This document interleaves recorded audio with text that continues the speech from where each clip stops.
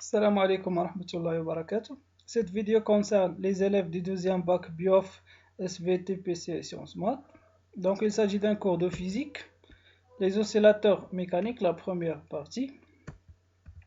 Donc premièrement, on va entamer la représentation des oscillateurs mécaniques. Dans un deuxième temps, on va citer quelques caractéristiques d'un mouvement oscillatoire, puis on finira par amortissement des oscillations. Donc, représentation des oscillateurs mécaniques. C'est quoi un oscillateur mécanique? Donc, un oscillateur mécanique est un système mécanique effectuant un mouvement d'aller-retour de part et d'autre de sa position d'équilibre stable. Pour mieux comprendre cette définition, on va citer des exemples. Donc, le premier exemple, on va considérer ce système mécanique-là. Ce système est constitué d'un ressort, de spire non jointive et de constante de raideur K, d'un support et d'un solide. Donc on voit que l'une des deux extrémités du ressort est liée à ce support-là, fixe, et l'autre extrémité est liée à ce solide-là. Donc on va essayer d'écarter ce solide de sa position d'équilibre. Donc c'est ça la position d'équilibre stable. Elle est confondue avec le centre d'inertie de ce solide-là, puisque le ressort, bien sûr notre système ici c'est le ressort plus le corps S, le support ne fait pas partie de notre système d'études car il sera immobile.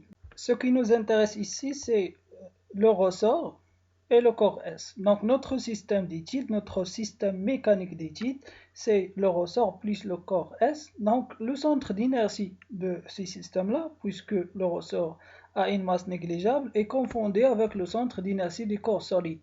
Donc la totalité de la masse est concentrée dans le solide S. Donc le centre d'inertie, c'est bien cette position-là, et c'est bien la position d'équilibre stable du système mécanique étudié.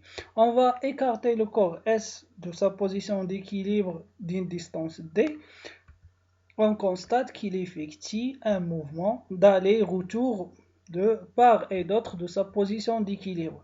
Donc le corps solide S plus le ressort constitue ce qu'on appelle un système mécanique oscillant ou bien un oscillateur mécanique.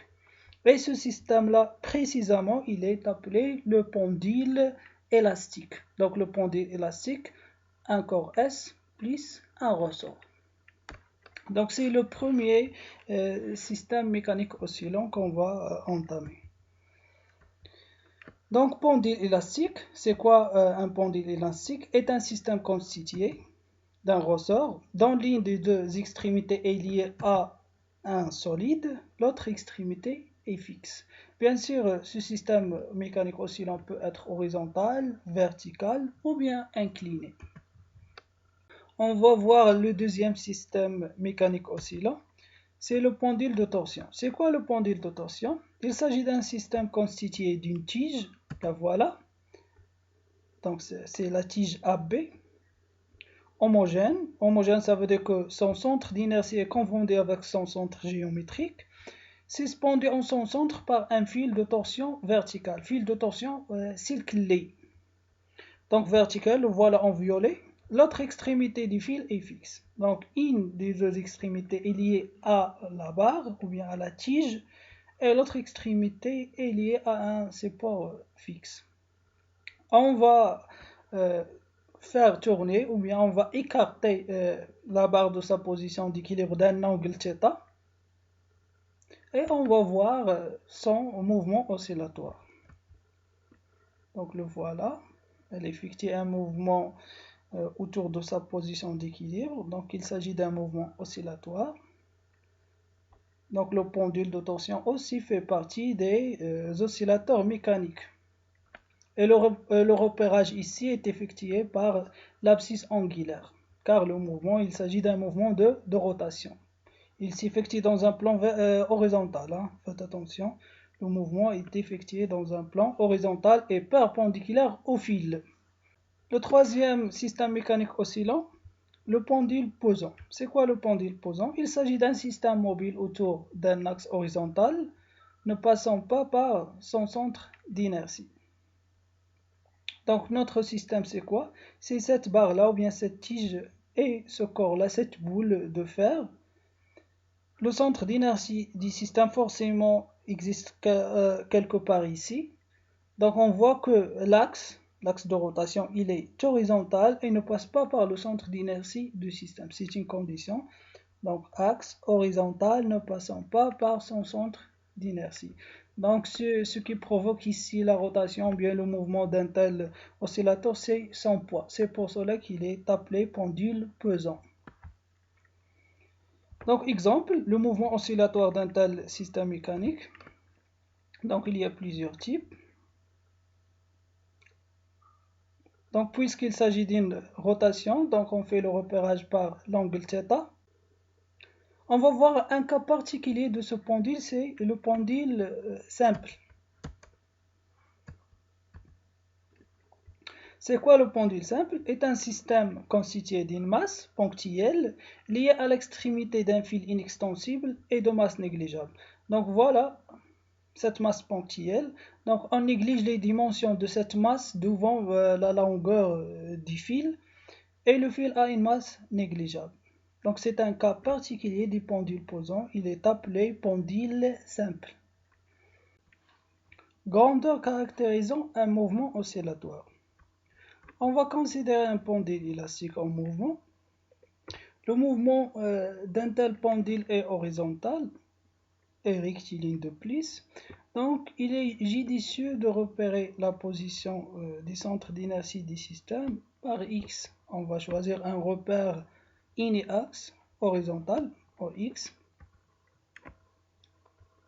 Sur cette verticale-là, x égale à 0. Sur cette verticale-là, x égale à plus xm. Et sur cette verticale-là, x est égal à moins xm. On constate que le centre, ou bien l'abscisse du centre d'inertie du système étudié, oscille entre deux valeurs, moins xm et plus xm. Donc le mouvement est oscillatoire entre moins xm et plus xm. La valeur maximale prise par l'abscisse x, c'est plus xm. Donc on peut caractériser ce mouvement par une amplitude du mouvement, c'est plus xm.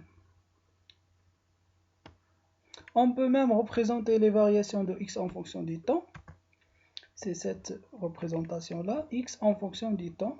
Donc x varie entre plus xm et moins xm et l'amplitude c'est de 0 à xm, c'est cette valeur-là, c'est l'amplitude.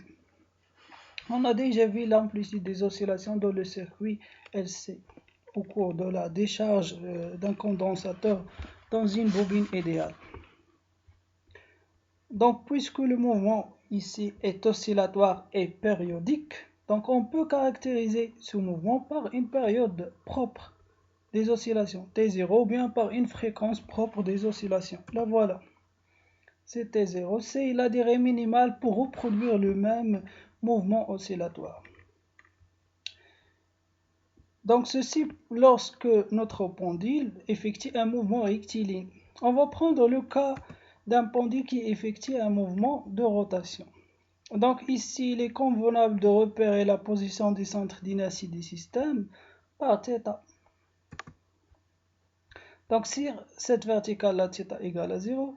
Sur cette verticale-là, θ égale à plus θm. Sur cette verticale-là, θ est égal à moins θm. Donc on constate que θ, l'abscisse angulaire, oscille entre deux valeurs, moins θm et plus θm.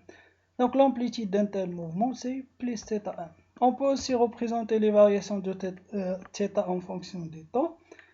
Et puisque ici le mouvement est oscillatoire et périodique, on peut caractériser ce mouvement par une période propre T0 et une fréquence propre. Donc bref, on peut caractériser un mouvement par une amplitude du mouvement. C'est la valeur maximale prise par x au θ. Période propre T0, c'est la durée minimale pour reproduire le même mouvement oscillatoire et par une fréquence propre F0 ou bien N0. La relation qui lie T0 à F0 ou bien à N0, c'est T0 est égal à 1 sur N0 ou bien 1 sur F0. Ça dépend des notations. T0 en secondes et N0 en Hertz. Amortissement des oscillations mécaniques. Définition. On va considérer un pendule élastique horizontal. Le corps S lié à ce ressort-là est en contact avec un support horizontal. Et le support est solide. Donc les frottements ici entre le pendule, plus précisément entre le corps S et le plan horizontal, sont des frottements solides, car le pendule est en contact avec quelque chose qui est solide. Par contre, supposons que ce pendule simple est immergé totalement dans un fluide, à savoir l'air, ou bien l'eau, ou bien l'huile, etc. Donc le contact ici s'effectue entre notre pendule et un fluide. Donc les frottements ici sont appelés des frottements fluides. Lorsqu'on représente les variations de θ ou bien de x en fonction du temps, on constate que l'amplitude des oscillations diminue au cours du temps. Bien sûr, une telle diminution est due à l'existence des frottements, soit des frottements solides, soit des frottements fluides. Donc, on assiste au phénomène de l'amortissement des oscillations mécaniques. Les forces de frottement gaspillent l'énergie mécanique du système, ou bien transforment l'énergie mécanique du système en chaleur. Donc on va écrire ce qu'on vient d'expliquer. Définition. Les forces de frottement causent une diminution d'amplitude des oscillations. On dit que les oscillations sont amorties et le phénomène est dit amortissement des oscillations. Régime des oscillations. Donc on a déjà vu les régimes des oscillations dans un circuit RLC libre. Donc on a distingué entre trois régimes: régime apériodique, régime pseudo-périodique, régime périodique. Bien sûr, les principaux régimes. Donc apériodique, on a dit lorsque R est importante en électricité, lorsque R est importante. Pseudo-périodique lorsque R, la résistance totale du circuit, est faible. Et périodique, R est égal à 0, c'est le cas idéal. Dans un circuit LC idéal, et ça n'existe pas en réalité. Donc de même en mécanique, on va distinguer entre un régime des oscillations mécaniques apériodiques, pseudo-périodiques et périodiques. Apériodique si l'intensité du frottement est importante, pseudo-périodique si l'intensité du frottement est faible, et périodique si l'intensité du frottement est nulle. Donc le premier régime, on représente θ ou bien x. Donc on constate ici que l'abscisse diminue et s'annule sans oscillation, car les frottements sont importants, donc amortissement important. Pseudo-périodique lorsque les frottements sont faibles, on constate que l'amplitude des oscillations diminue progressivement au cours du temps, donc amortissement faible. Périodique, donc on constate que l'amplitude des oscillations est constante, ça veut dire l'intensité des frottements est nulle et pas d'amortissement. Donc voilà, on arrive à la fin de cette vidéo. La prochaine vidéo, Inch'Allah, va concerner l'étude dynamique du pendule élastique horizontal. Merci d'avoir suivi et à très bientôt.